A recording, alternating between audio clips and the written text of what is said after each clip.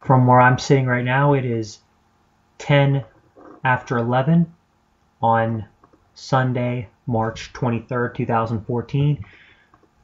Joining you live as a member and as the only member of Real Steel Sports.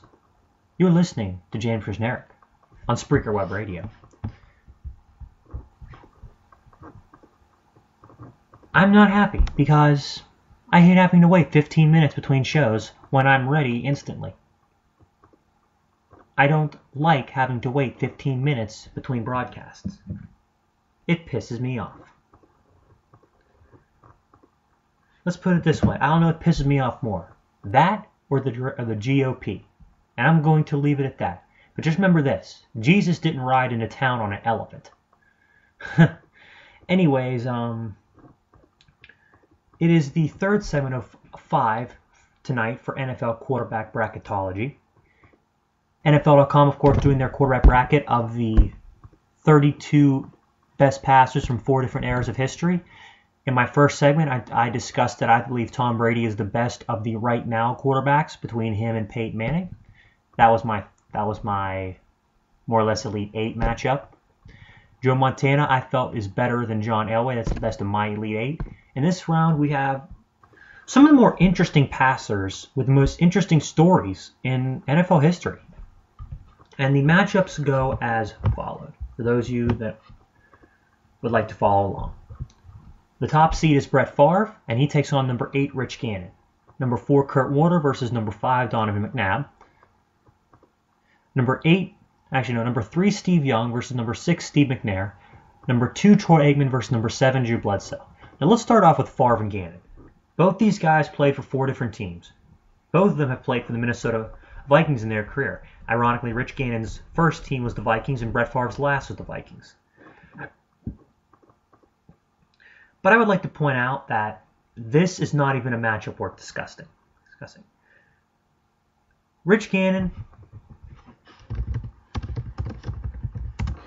was a good quarterback.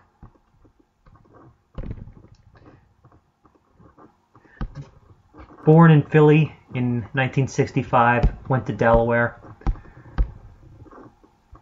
He had 4 really good years with the Oakland Raiders. But after that, other than that, he was literally nothing. 2 All-Pro years and an MVP year in 2002. Other than that, he didn't do anything. And he'll always be remembered as the guy who threw 5 interceptions in the Super Bowl against the Tampa Bay Buccaneers. Brett Favre, on the other hand, 3 straight MVP years from 1995 to 1997. Some of the most incredible throws and incredible plays in NFL history are his. And when you stop and think about it, how many guys had more fun doing it? Brett Favre is the number 1 statistical ranker of completions, attempts, yards, touchdowns, and interceptions for a quarterback. Rich Gannon doesn't come close in any of those 5 categories, and he's never ever won a Super Bowl. Checkmark Brett Favre. The next one is an interesting matchup between Kurt Warner and Donovan McNabb. Interesting because of how different the two are. One was the number 2 pick in the NFL draft. One was undrafted. One went on to have a storybook season and win a Super Bowl. The other guy, several very good seasons, and ultimately was run out of town. In all honesty, I feel bad for Donovan McNabb because he was a good quarterback in Philly. And anywhere else in the nation he'd have played, the Black Hole. I mean, you look at some of the stingiest fans in the NFL. The Black Hole fans of the Oakland Raiders, the New York Jets fans even. If they had him in his prime, they'd love him because of how good he was. Because he was in Philly, they hated him. And I feel bad. Because Philly fans, whether it's the Flyer fans in particular, can be somewhat scumbaggy. I'm not saying Pittsburgh sports fans are great either, because they can be kind of fair weather, and I'll be the first to tell you that they can be sometimes. Even though we do have Steeler Nation. There's no such thing as Eagle Nation. But I digress. Anyway, the thing about the Kurt Warner-Donovan McNabb matchup is Warner has a Super Bowl and McNabb does not. Warner's been to 3, McNabb has been to 1. Warner owns the 3 most prolific passing yardage games in Super Bowl history. 2001 Super Bowl between the Rams and the Patriots, Super Bowl 36, throws for 365 yards, I believe. Super Bowl 34, his shining moment, winning the MVP as the Rams take down the Titans 23-16 and throws for 414 yards. And then against the Pittsburgh Steelers, comes up short, but throws for 3 touchdowns and 377 yards. That's what makes him more impressive, is he was the first quarterback to really find a weakness in Dick LeBeau's zone blitz. Because after that, it really seemed like the Steelers had all kind of trouble getting off the field against good quarterbacks. And Kurt Warner was the first to really do it to him under Dick LeBeau and Coach Tomlin. So he really kind of sowed the seeds there for the rest of the team, for the defense's ultimate destruction in the past 3-4 years. Because they've lost so many guys, and I can go into detail, but I won't here. Bottom line is this.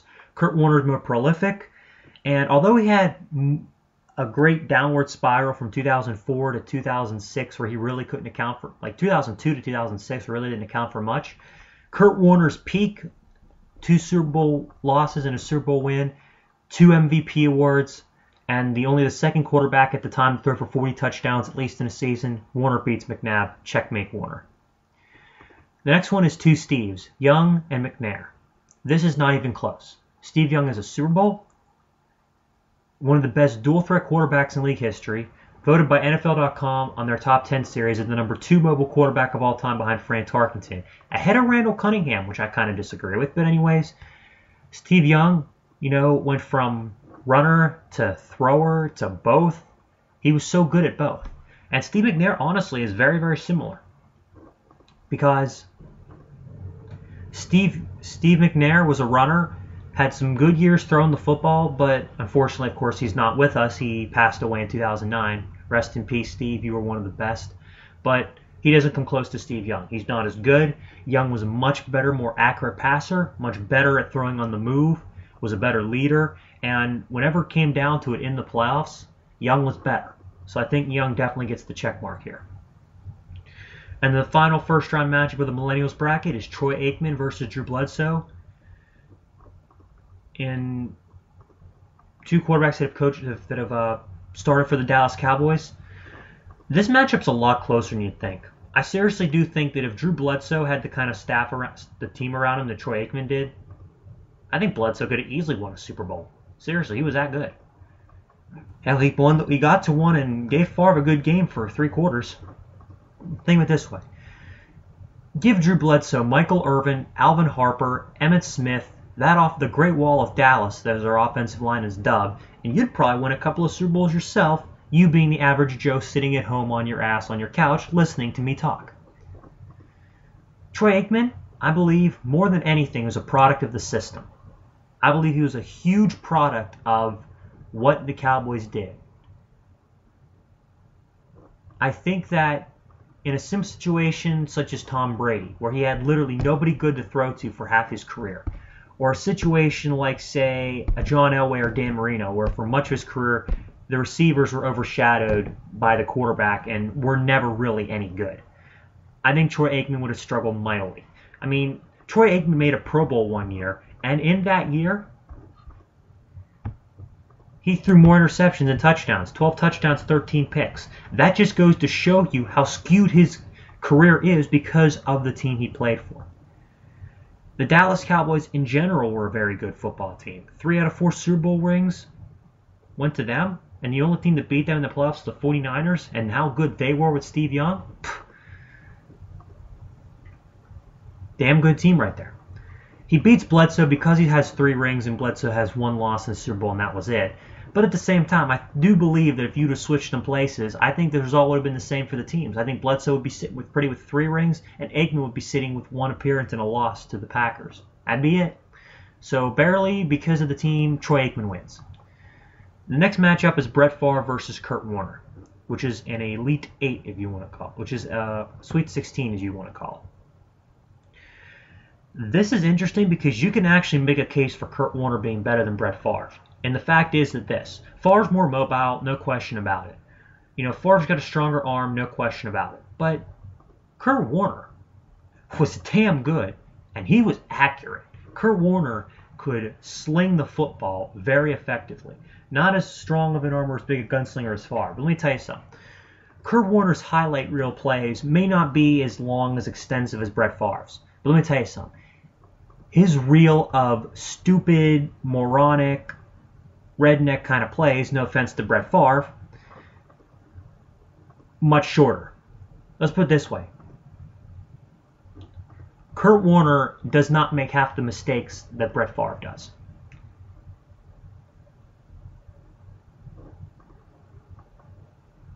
He doesn't. And if you look at what happened in his final year, 2009, he led the Cardinals back to the playoffs. He led the Cardinals to a 10-win season. Let that sink into you. Let that sink in for a second.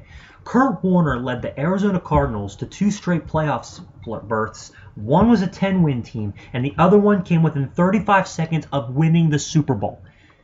I'm going to describe this very, very vividly for you. If Kurt Warner is not the starting quarterback for the Arizona Cardinals, and Matt Leinart is, they not only don't sniff the Super Bowl, they don't make the playoffs. Considering how weak the NFC West was for a 3 to 4 year period, in which they were over 500 from 2007 and 2008 and then 2009, what does that tell you? That should tell you all you need to know right there. He pretty much could have. It'd been like leading Slippery Rock College to the Super Bowl or to the BCS championship. But that being said, I still think if you're going with a guy, you got to go with Brett Favre by the slimmest of margins, because Favre's can make the difference because he's got more intangibles. And the fact that Kurt Warner is really slow as a runner. He's not very fast. I mean, he's like Dan Marino slow.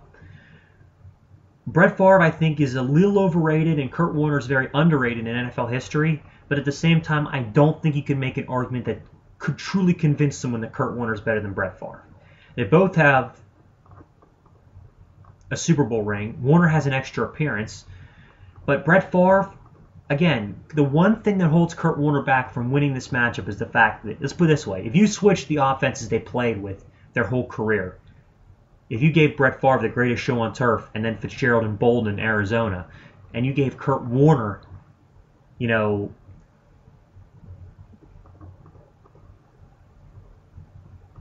some of the receiver, Antonio Freeman and some other guys like that, and then you had to have the same numbers and the same results in their career in terms of wins, losses, and playoffs and such, Kurt Warner would be the de facto winner. But Brett Favre, his records, the fact that Kurt Warner had either the greatest show on turf or he had Larry Fitzgerald and some other guys to really burn up defenses with, I think that, that does draw him back just a little bit. But ultimately, even if you take that away, that factor away, I think Brett Favre is still better than Kurt Warner. He advances to the Elite Eight and the final of this bracket. And he will take on the winner of Steve Young and Troy Aikman. And honestly, Cowboy fans are going to have to suck it up because this matchup isn't even close. Young is more athletic. Young is more accurate. Young is a better thrower. He's a better runner. He played behind a weaker offensive line. Yes, he had the greatest receiver of all time. I'll give him that. And a couple of good running backs out of the backfield in terms of pass catching. But think about it. I know Young has 3 Super Bowls like Aikman and only won one by himself because he was along for the ride when Montana took the other 2 in 88 and 89. But here's the point. You're starting a team out. Who do you want as a quarterback? Do you want Aikman, a guy who's good for maybe 15 of 21 for 180 yards and a touchdown, 2 touchdowns and a pick? Do you want a guy like that? Or do you want a guy like Young that can step up and make big plays in the big moments? Aikman's not a great clutch quarterback. Young is. Aikman's not very mobile, and he's not able to make plays in the run. Young is. Aikman had the best offensive line maybe in NFL history in front of him. Steve Young didn't. Young played, I think, a good portion of 1994, his MVP year, with a pinched nerve in his left knee. And Troy Aikman, yes, he got hit a lot, and it was a lot tougher than people thought. But at the same time, you got to remember, when they went to their Super Bowls, they had the Great Wall. He had the Great Wall of Dallas in front of him. That offensive line was just beastly. Young had to play with such an inferior offensive line, get hit a lot more, sacked a lot more, did more.